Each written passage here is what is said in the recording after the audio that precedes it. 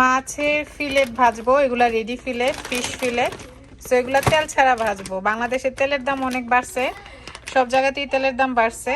তেল ছাড়া কিভাবে ভাজবো সেটাই আজকে দেখাবো।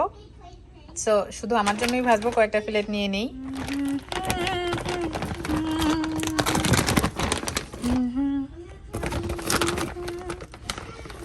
বাসায় আর কষ্ট করে করতে হয় না, ফিশও খাওয়া হয়ে যায় আর হচ্ছে একটা হেলদি স্ন্যাক্সও হয়ে যায়। সো এই মাছের ফিলেটগুলো আমি তেল ছাড়া ভাজি করব হচ্ছে আমার নিনজা এয়ার ফ্রাই দিয়ে। এখন অনেকে বলবেন সবার কাছে এয়ার ফ্রায়ার নাই, কিভাবে করব।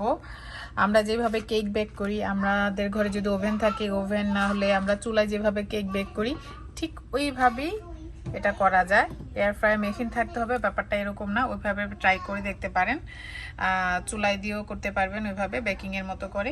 ইলেকট্রিক টোস্টার ওভেন থাকলেও পারবেন, আর এয়ার ফ্রায়ার হলে তো মানে খুব ইজিলি হয়ে যাবে। সো টেম্পারেচারটা জাস্ট কমায় দিচ্ছি, 350-তে দিব। Air fry start. তো আমি 3 মিনিটের মতো হইতে দিছি, অ্যান্ড দেন উল্টায় দিতেছি। মাছ থেকেই তেল বের হচ্ছে, আমার আর আলাদা করে কোনো তেল দিয়ে ভাজতে হবে না।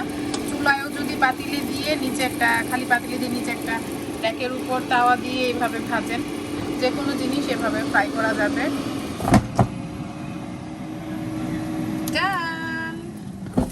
তো 5 মিনিটের ভিতরে সুন্দর হয়ে গেছে। চুলায় দিলে হয়তো বা আর একটু বেশি লাগতে পারে, 5 থেকে 10 মিনিটের মতো।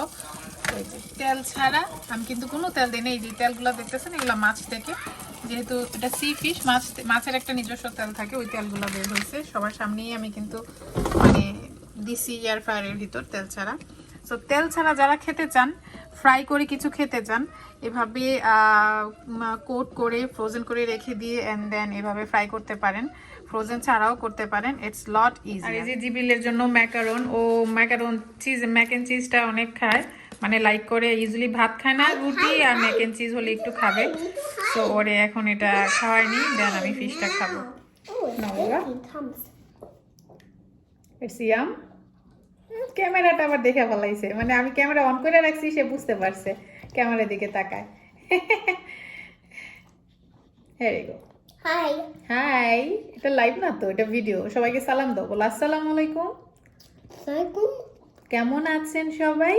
Kamu aja sampai. আমাদের জন্য Awal jono দোয়া tua করবেন, korban. আর Ar ভিডিওটা খেয়ে নাও। beautiful. বলো, আর ভিডিওটা বলো, Ada game. বলো। আরেকটা গেম আসছে, ওরে আমার শোনা। এগুলো জিবলিলের খাওয়া, অল্প একটু করে রান্না করলেও সে অর্ধেকটাই খাবে, পুরাটা খাবে না। আর আমি এই যে ফিশটা ফ্রাই করছি, এয়ার ফ্রাই করছি তেল ছাড়া।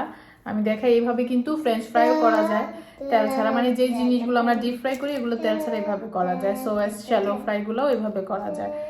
তো আমার উদ্দেশ্য ছিল যে আমরা তেল ছাড়া কিভাবে কুক করি। সুন্দর একদম পুরো কুক হয়েছে মাছটা, রাইট?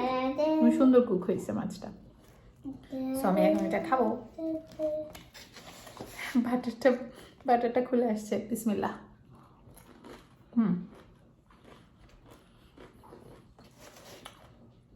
তেলের দাম বাড়ার জন্য নয়, শুধু হেলদি ওয়েতে আমরা টেস্টি জিনিস খেতে পারি যদি একটু ইয়ে করি। তো চুলায় কিভাবে করবেন যাদের এয়ার ফ্রায়ার বা ইলেকট্রিক ওভেন নাই? চুলায় হচ্ছে আমরা যেভাবে ঠিক কেক করি, একটা খালি পাতিল উপরে একটা স্ট্যান্ড বসায়, দেন ওটার মধ্যে আরেকটা ছোট পাত্র দিয়ে ঢাকা দিবেন, হয়ে যাবে। আমরা ঠিক যেভাবে কেক বেক করি ঠিক ওরকম ভাবে করতে পারেন।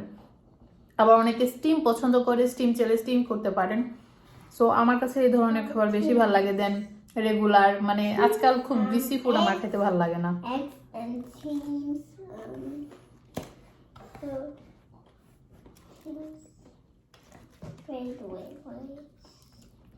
Wait. Is that for viewers? It's yum. So চাইলে খুব সহজে আমরা কিন্তু তেল ছাড়া রান্নাবান্না করতে পারি। আমি তেল ছাড়া আরও অনেক রেসিপি আপনাদের সাথে শেয়ার করতে পারি। যদি জানতে চান আজকের ভিডিওটা যারা যারা দেখতেছেন এই পর্যন্ত আমাকে কমেন্ট করে জানাবেন তেল ছাড়া রান্নার রেসিপি চান কিনা, সেটাও শেয়ার করে দেখাবো ইনশাআল্লাহ।